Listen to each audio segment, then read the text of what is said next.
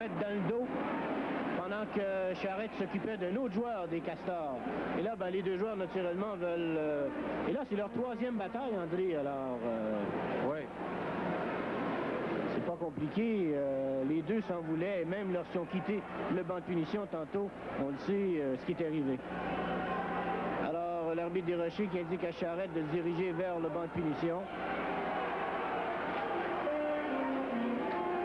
Voyons la décision maintenant de l'officiel, alors que nettement, pendant que Charrette s'occupait d'un autre joueur des Castors, Tarplin est venu le frapper dans le dos. Bon, alors finalement, les deux vont se retrouver encore une fois au banc des punitions.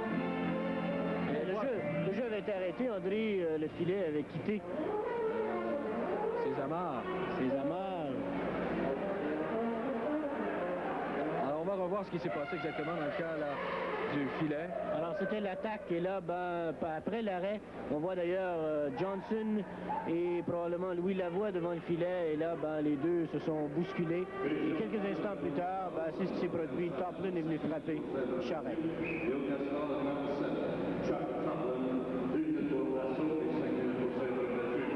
Alors Tarplin a 2 minutes additionnelles. Pour assaut et les deux ont chacun 5 minutes.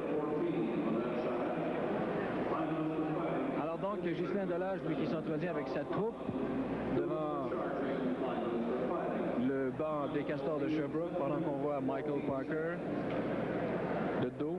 Alors Jacques